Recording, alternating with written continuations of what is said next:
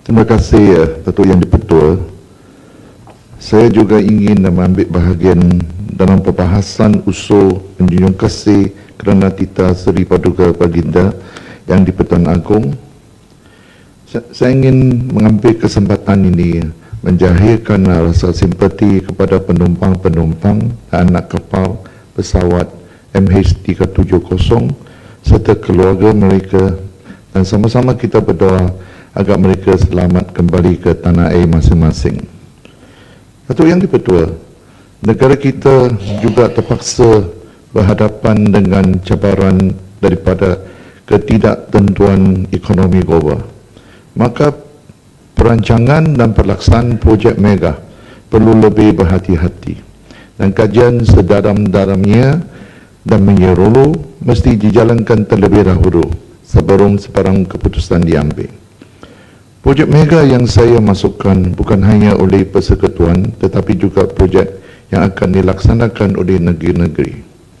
Saya ingin tanya bagaimana dengan penggawalan dan pemantauan Persekutuan terhadap projek-projek mega oleh pihak kerajaan negeri. Contohnya di negeri Melaka, projek mega Melaka Gateway, satu projek mega yang dikatakan bernilai 40 bilion yang akan juga terlibat dengan projek tambah laut. Saya percaya Kementerian Kewangan dan EPU pun sedar dan meluruskan. Kalau tidak, mengapa Perdana Menteri sanggup hadir merasmikan upacara pencatanan projek ini? Datuk Yang di-Pertua, adakah projek ini viable dan praktikal? Saya rasa ragu. Namakan syarikat yang akan melaksanakan projek mega ini. Dan bagaimanakah dengan kedudukan kewangan syarikat ini dan latar belakang syarikat ini? Apakah pengalamannya dalam projek mega?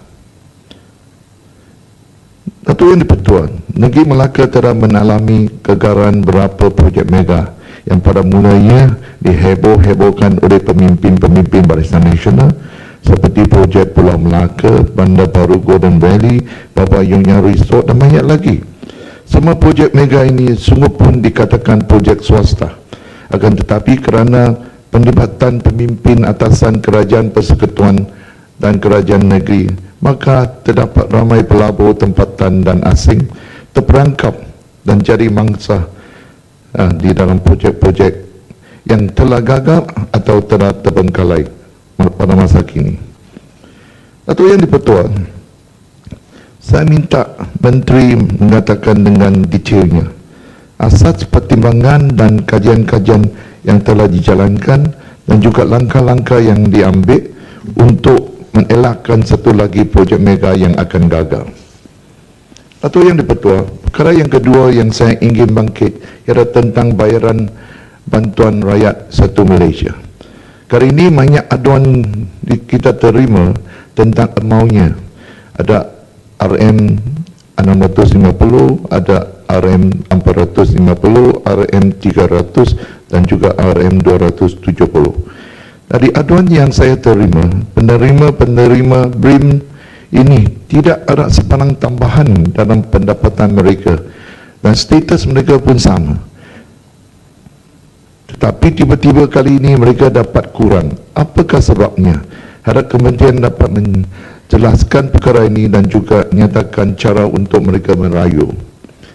Datuk Yang di-Pertua, kita semua sedar impian rakyat untuk memiliki rumah yang selesa, berharga, berpatukan, terutama bagi golongan berpendapatan rendah dan sederhana yang tinggal di bandar, termasuk penjawat awam.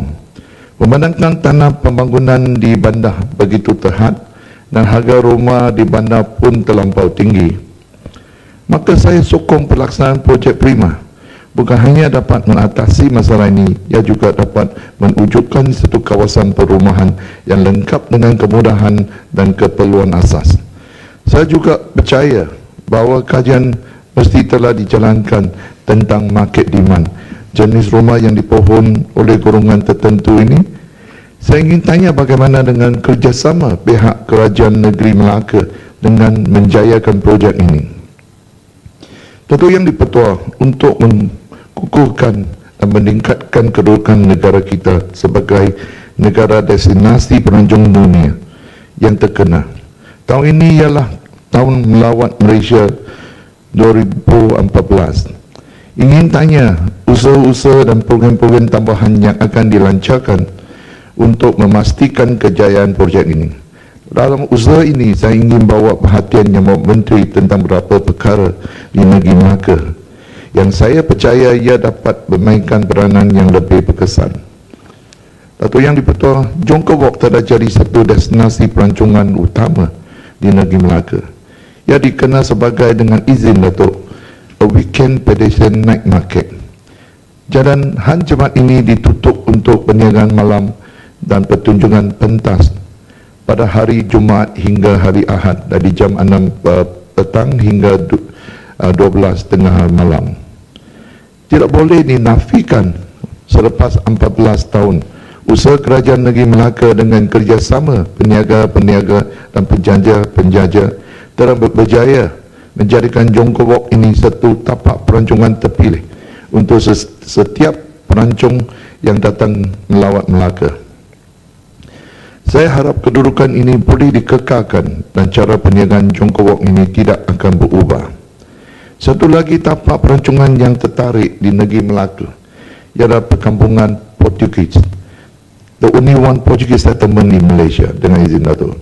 Budaya dan cara hidup kaum Portugis sudah jadi salah satu tarikan pelancongan seperti Pesta St. John, St. Petro, Hari Christmas. Berpuluh ribu pelancong melawat kampung ini. Saya ingin maklumkan kepada Menteri, pagar besi di sepanjang seafront walk path dengan izin Datuk sudah berkarat dan juga runtuh ke laut. Lampu jalan pun langsung tidak berfungsi. Ini amat berbahaya kepada pelancong terutama kanak-kanak. Demi mengelakkan sebarang insiden yang tidak diingini, saya mohon kementerian agar dapat membaik pulih kemudahan-kemudahan ini. Datuk Yang di-Pertua, Yang Amat Berhormat Perdana Menteri telah berjanji secara umum akta-akta yang dianggap sebagai luput, tidak wajar atau bercanggah dengan semangat perlembagaan standard antarabangsa atau hak kemanusiaan akan dikaji semula dan dipindah atau diubah. Salah satu yang dijanji akan diubah iaitu akta hasutan. Saya ingin tahu bilakah ia akan dibentang di Dewan ini untuk dibubarkan. Datuk Yang di-Pertua, kerajaan seringkali janji ia akan mengkaji dan membuat pindahan kepada undang-undang jika mendapat kesan atau impak yang negatif apabila satu undang itu diperkuatkuasakan. Pada tahun lepas, Dewan ini telah meneruskan pindaan atas akta duty hiburan. Satu perintah telah dikeluarkan, perintah duty hiburan pengecualian bagi taman tema pembatalan 2013. Satu charge sebanyak 25% ke atas setiap bayaran masuk ke mana-mana tempat hiburan. Taman tema. Membenarkan perintah ini telah membawa banyak tentangan dan bantahan dari pelabur-pelabur taman tema dan juga orang ramai dengan alasan seperti ia akan menjejaskan sektor pelancongan dan sektor pelaburan. Kementerian dapat mengutip cukai dari keuntungan mereka dan juga berbagai. Jika masih ingin kutip 25% dari bayaran masuk ini memang akan jadi cukai berganda dan tidak adil kepada mereka.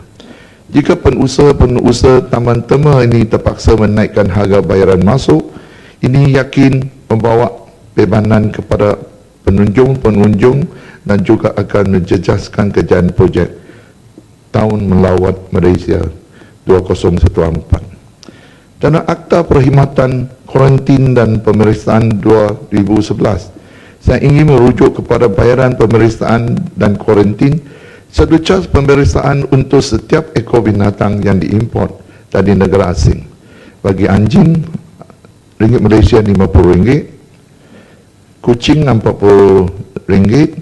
Saya anggap ini masih boleh diterima. Akan tetapi, RM50 untuk setiap ekor reptilia seperti cicak, kuda-kuda, ular dan satu kadar yang sama dan tidak ikut nilai adalah amat tidak wajar. Terdapat cas pemeriksaan ini kadang-kadang hampir sama dengan nilai binatang hidup. Ini telah menjejaskan perniagaan bidang ini dan akan mengakibatkan kenaikan harga binatang di pasaran juga. Harap dapat kaji semula dengan satu cara cas yang lebih munasabah. Datuk Yang di-Pertua, perkara yang terakhir yang saya ingin bangkit kali ini adalah tentang wabak denggi. Wabak ini bukan hanya wabak musim, malah wabak sepanjang tahun. Dari angka yang kita terima, nampaknya kementerian masih tidak mempunyai satu langkah yang berkesan untuk mencegah wabak ini. Saya sendiri pun menjadi mangsa kepada wabak ini. Semasa saya dilawat di hospital, Dr. Pakar memberitahu saya pada masa kini masih tidak ubat khas yang boleh merawat sakit denggi. Dan ia terpulang kepada tubuh badan pesakit sendiri untuk melawan virus ini. Pihak hospital hanya boleh memantau keadaan pesakit, terutama blood count dengan izin Datuk Speaker, the white blood cell dan pellet. Doktor tidak menghalang pesakit mendapatkan lawatan tradisi luar. 5 hari saya diwatkan dan keadaan semakin teruk. Saya dinasihatkan oleh kawan-kawan mengambil sejenis jus dari daun setawa. Dan hari keesokan bacaan darah saya bertambah baik. Bacaan platelets naik balik dan saya dibenarkan keluar dari ward. Inilah pengalaman saya sendiri. Sejak saya sembuh dari bulan September tahun lepas hingga sekarang, saya sudah membantu dan membekalkan jus daun setawa ini kepada tidak kurang dari 2,000 orang pesakit denggi. Dan ia telah terbukti berkesan. Saya mohon pihak kementerian menjalankan kajian terhadap jus daun setawa dan lain-lain rawatan tradisi. Kemungkinan besar negara kita akan dapat menggunakan satu ubat baru untuk merawat daman denggi. Dengan itu, terima kasih Datuk Yang di-Pertua.